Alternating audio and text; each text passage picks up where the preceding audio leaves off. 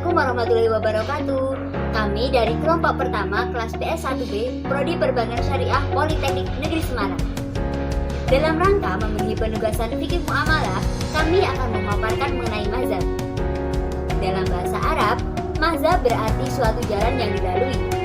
Kemudian, para ulama menuturkan, mazhab ialah suatu metode yang merupakan hasil dari pemikiran dan penelitian. Kemudian, oleh orang-orang yang menjalankannya dijadikan sebagai pedoman dengan batas-batas yang jelas dan dibangun di atas kaidah dan juga prinsip. Berbicara mengenai mazhab, tentu kita mengenal mazhab Maliki. Mazhab yang dikemukakan oleh salah satu imam besar Islam, yaitu Imam Maliki. Namanya begitu kondang. Namun, apakah teman-teman mengetahui tentang bagaimana sosoknya? Bagaimana dengan pendidikannya? Para gurunya, para muridnya? Dan disinilah kami akan memaparkan secara lebih lengkap dan lebih mendalam mengenai sosok Imam Maliki. Penjelasan mazhab Maliki. Apa itu mazhab Maliki? Mazhab Maliki adalah salah satu mazhab dari 4 mazhab fikih atau hukum Islam dalam Sunni. Pengikutnya menyebar ke Mesir, Tunisia, Maroko, hingga Andalusia. Riwayat hidup Imam Maliki. Nama lengkapnya adalah Abdullah Malik, Ibnu Anas, Ibnu Malik, Ibnu Abi Amir, Ibnu Amir bin Haris, bin Kaiman bin Qutail bin Amr bin Haris al-Asafi al-Humairi. Beliau lahir di Madinah tahun 93 Hijriah. Beliau berasal dari keturunan bangsa Himyar, jajahan negeri Yaman. Menelisik kehidupan Imam Maliki tentu banyak hal yang dapat kita pelajari. Yang pertama yaitu perhatian penuh akan pendidikan.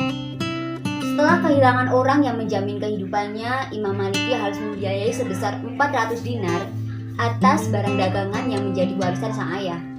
Namun, dikarenakan perhatian Imam Maliki tercurah pada pendidikan, sehingga tidak memperhatikan usaha dagangnya, pada akhirnya beliau dilanda kebangkrutan dan kehidupan keluarganya pun semakin menderita.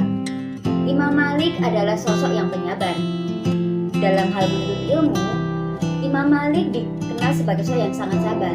Bahkan, Ibnu Al-Qasim pun pernah menuturkan, penderitaan Malik sampai sedemikian rupa sehingga dia harus memotong kayu atap rumahnya untuk dijual. Selain dikenal sebagai sosok yang penyabar, Imam Malik juga merupakan orang yang penuh tekad, terutama dalam hal menuntut ilmu. Setelah tidak lagi dapat mencukupi kehidupan keluarganya kecuali dengan tekad menuntut ilmu, Imam Malik memulai seruan kepada para penguasa agar para ahli ilmu dapat mencurahkan waktu dan juga tenaga untuk menuntut ilmu dengan diberikan penghasilan. Sayangnya, seruan tersebut tidak diindahkan karena Daulah Umayyah pada saat itu tengah fokus memperkokoh kekuasaan dan lebih tertarik pada para ahli dan juga para ilmuwan yang lebih senior. Kekaguman akan kecerdasan seorang Imam Malik terlihat ketika beliau bertemu dengan seorang pemuda dari Mesir bernama Al-Laits bin Sa'ad yang juga seorang penuntut ilmu. Mereka saling mengagumi kecerdasan masing-masing hingga pada akhirnya timbullah semangat ukhuwah atas dasar menghormati.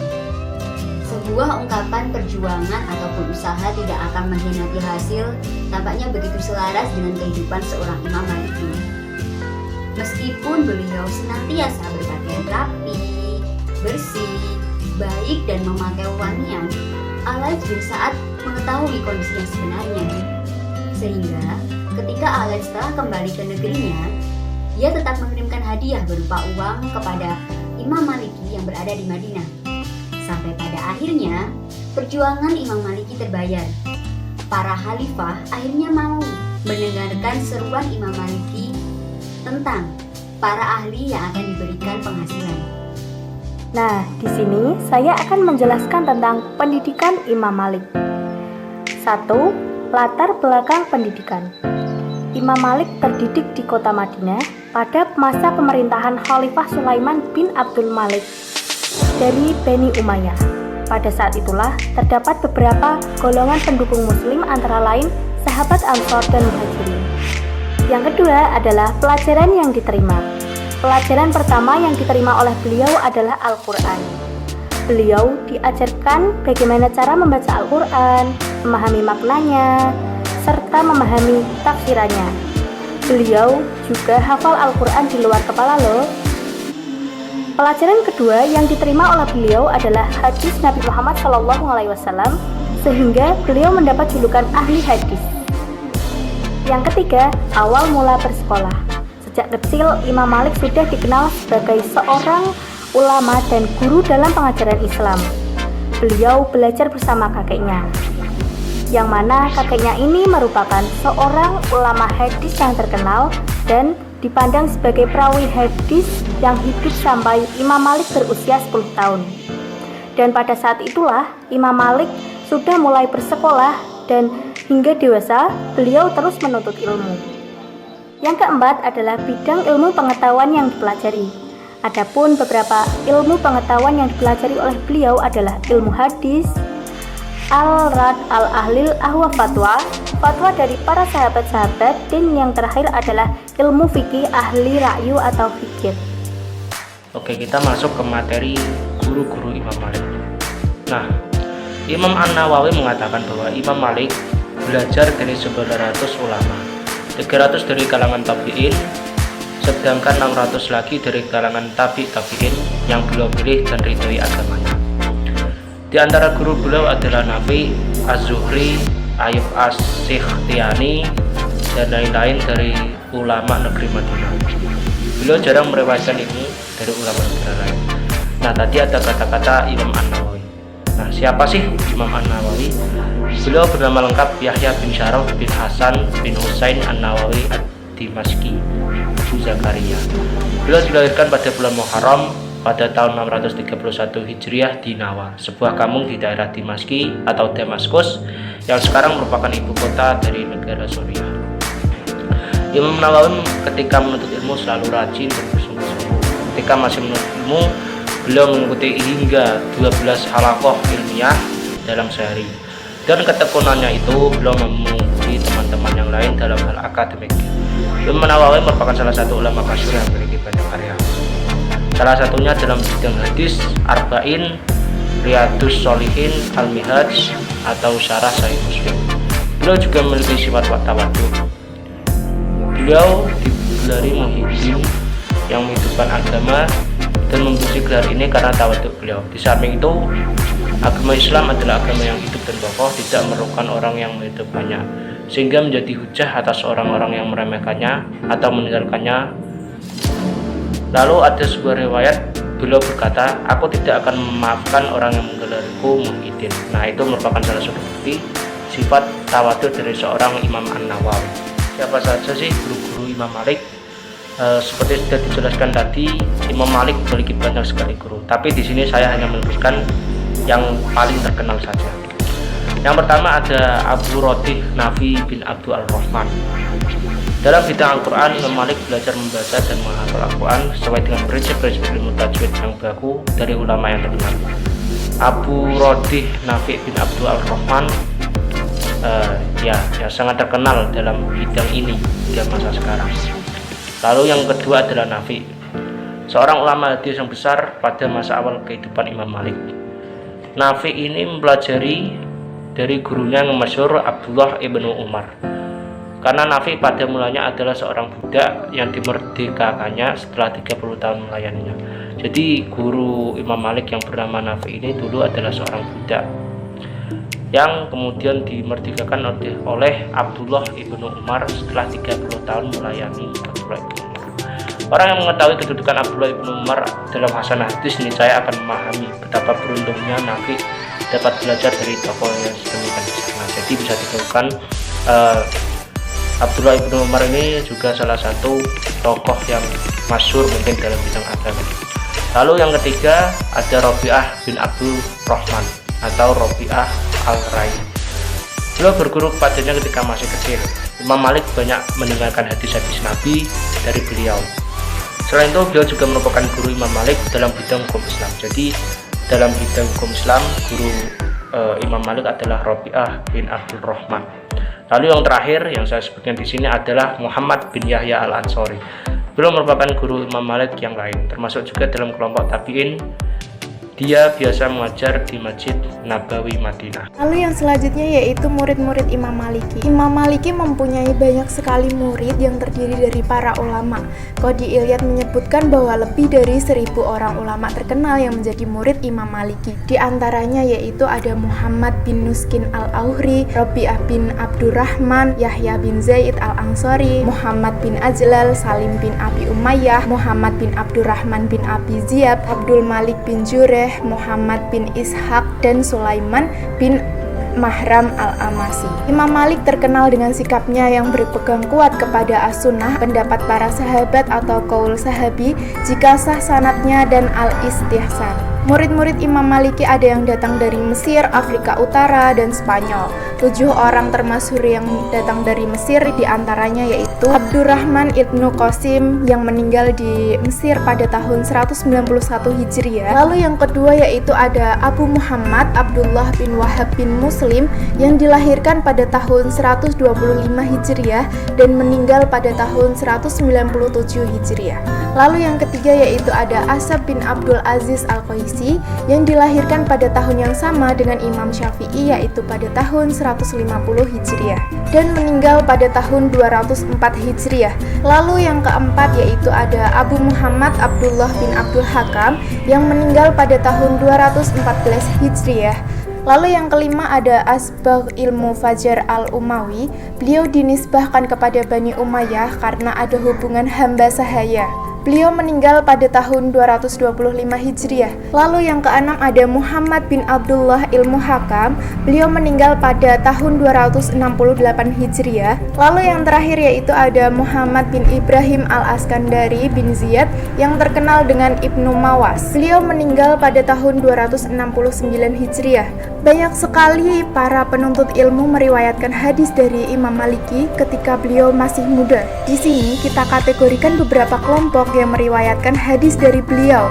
Di antaranya yaitu yang pertama ada guru-guru beliau yang meriwayatkan dari Imam Maliki. Di antaranya yaitu ada Muhammad bin Muslim bin Syihab Az-Zahrani, Yahya bin Sa'id al-Ansari, dan paman beliau yaitu Abu Sahal Nafi' bin Malik. Lalu ada dari kalangan teman sejawatnya beliau, yaitu ada Ma'mar bin Rashid, Abdul Malik bin Jureh, Imam Abu Hanifah dan Nu'man bin Sabit, Syubah bin Al-Hajjaj, Sufyan bin Sa'id As-Sauri, dan Al-Laits bin Sa'ad.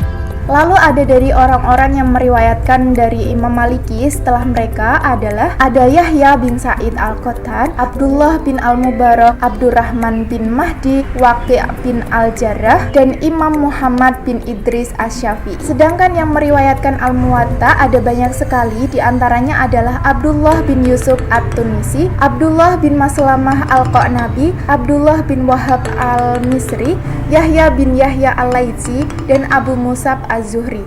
Lalu kelompok yang terakhir yaitu yang sedang seangkatan dengan beliau, yaitu ada Sufyan bin Sa'id As-Sauri, Laits bin Sa'ad Al-Misri Al-Auza'i, Hamad bin Zaid, Sufyan bin Uyainah, Hamad bin Salamah, Abu Hanifah dan putranya Hamad, Qadhi Abu Yusuf, Qadhi Syurai bin Abdullah dan Syafi'i, Abdullah bin Mubarak, dan Muhammad bin Hasan.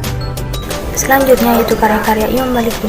Dua kitab karya Imam Maliki yang sangat masyhur di kalangan masyarakat yaitu kitab Al-Muwatta dan kitab Al-Mudawwamah Al-Kubra. Dua kitab ini mengantarkan kita mengenal lebih banyak pendapat-pendapat beliau atau yang dikenal dengan mazhab Maliki. Kitab Al-Muwatta mengandung dua aspek, yaitu aspek fikih dan aspek hadis. Aspek hadis yaitu karena di dalamnya mengandung banyak hadis yang berasal dari Rasulullah, para sahabat, dan para tabi'in. Hadis-hadis ini dikumpulkan oleh 95 orang yang semuanya berasal dari Madinah, kecuali 6 orang diantaranya yaitu Abu Al-Zubayr dari Mekah, Umayyah At-Tawil dan Abi Asatiyah dari Basrah, Atha bin Abdullah dari Khurasan, Abdul Karim dari Jazirah, dan Ibrahim Abi Amiyah dari Syam. Selanjutnya yaitu aspek fikih, yaitu karena kitab Al-Muwatta disusun berdasarkan sistematika dengan bab-bab bahasan layaknya kitab fikih pada umumnya, yaitu seperti bab thaharah, puasa, zakat, nikah, dan lain-lain. Yang kedua yaitu kitab Al-Mudawwamah Al-Kubra. yang merupakan kumpulan risalah-risalah yang memuat kurang lebih 1036 masalah dari fatwa Imam Malik. Ini dikumpulkan oleh As'ad al-Furaid al-Naisabi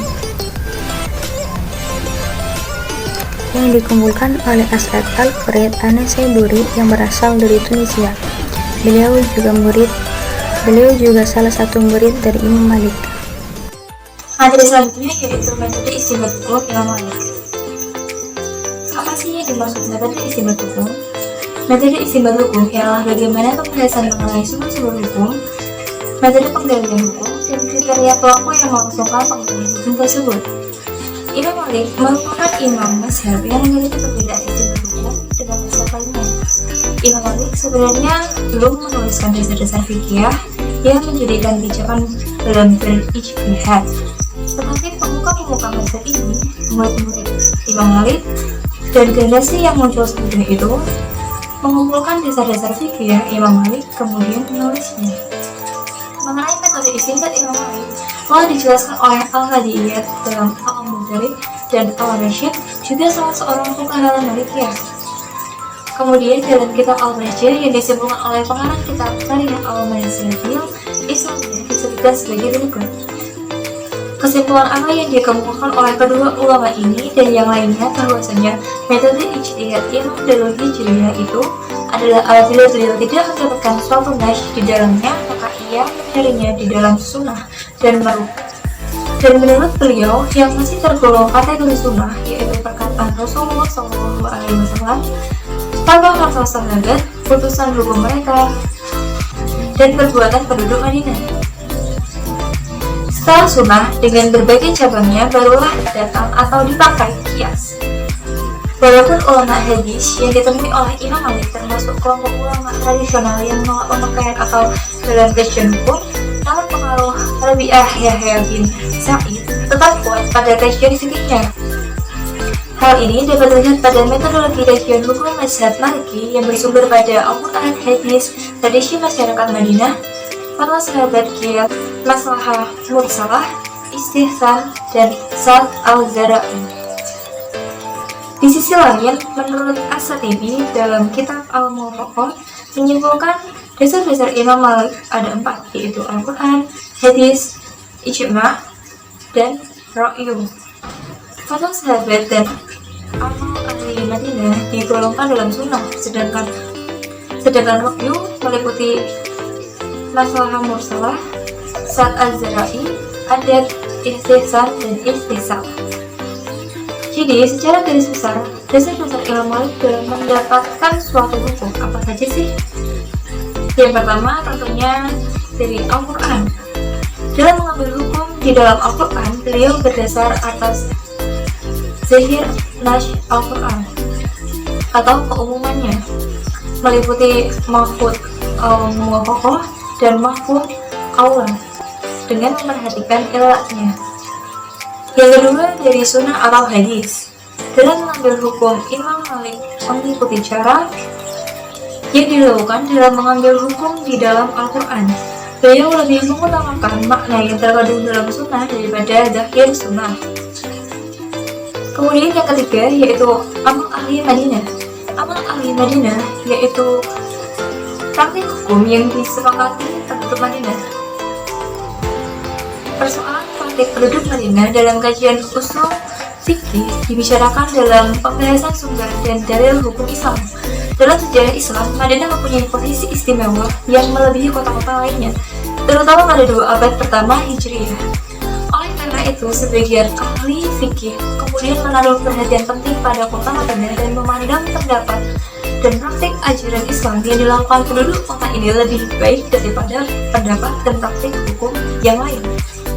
Itu pula yang mendorong Imam Malik berpendapat bahwa praktik atau ijma' penduduk Madinah merupakan hujjah atau argumentasi dan merupakan dalil hukum Islam. Yang keempat yaitu fatwa sahabat. Fatwa sahabat merupakan fatwa yang berasal dari sahabat besar yang didasarkan pada al-maqam, dan fatwa sahabat itu berwujud hadis yang wajib diamalkan. Karena menurut Imam Malik, sahabat tersebut tidak akan memberikan fatwa kecuali atas dasar apa yang dipahami dari Rasulullah SAW. Dalam hal ini, Imam Malik mensyaratkan fatwa sahabat tersebut harus tidak bertentangan dengan hadis marfu. Yang selanjutnya kelima yakni qiyas. Qiyas merupakan suatu kejadian yang tidak ada nas kepada kejadian lain yang ada nasnya dalam hukum yang telah ditetapkan oleh nasnya karena adanya kesamaan dua kejadian itu di dalam ilat hukum. Dan qiyas ini merupakan pintu awal dalam ijtihad untuk menentukan hukum yang tidak ada nasnya, baik dalam Al-Quran atau Sunnah. Selanjutnya nomor 6, maslahah mursalah dan istihsan. Maslahah mursalah yaitu memelihara tujuan-tujuan syarak dengan jalan menolak segala sesuatu yang menolak makhluk. Sedangkan istihsan adalah menurut hukum dengan mengambil maslahah yang merupakan bagian dalam dari dalil, yaitu bersifat kuli atau menyeluruh, dengan maksud mengutamakan al-istidlal al-mursal daripada qiyas.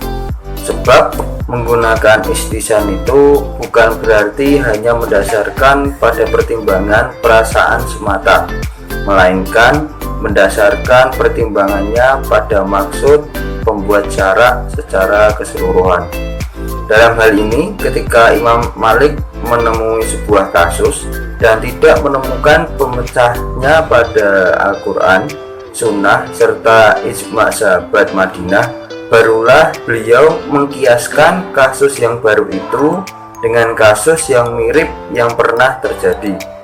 Jika pada dua kasus terjadi banyak ilat atau sebab alasan yang serupa atau hampir serupa, akan tetapi jika hasil pengkiasan itu ternyata berlawanan dengan kemaslahatan umum, baginya lebih baik menetapkan keputusan hukumnya atas dasar prinsip kemaslahatan umum. Imam Malik menggunakan maslahah mursalah pada kepentingan yang sesuai dengan semangat syariah dan tidak bertentangan dengan salah satu sumbernya, serta pada kepentingan yang bersifat daruri, yakni meliputi pemeliharaan agama, kehidupan, akal, keturunan, dan kekayaan. Selanjutnya nomor 7, istihsan. Selanjutnya metode istihsan hukum yang digunakan Imam Malik adalah maslahah yang bersifat umum, bukan sekedar maslahah yang hanya berlaku untuk orang tertentu. Selain itu, maslahah tersebut juga tidak boleh bertentangan dengan ketentuan nas, baik Al-Quran maupun Sunnah. Yang ke-8, Zat al-Zara'i. Imam Malik menggunakan Zat al-Zara'i sebagai landasan dalam menetapkan hukum, karena menurutnya semua jalan atau sebab yang menuju kepada yang haram atau larangan, hukumnya haram. Dan semua jalan atau sebab yang menuju kepada yang halal, halal pula hukumnya. Setelah mengetahui lebih dalam mengenai sosok Imam Malik dan juga mazhab, semoga kita dapat mengamalkannya dalam kehidupan sehari-hari. Demikian pemaparan kelompok kami. Mohon maaf apabila ada kesalahan. Wassalamualaikum warahmatullahi wabarakatuh.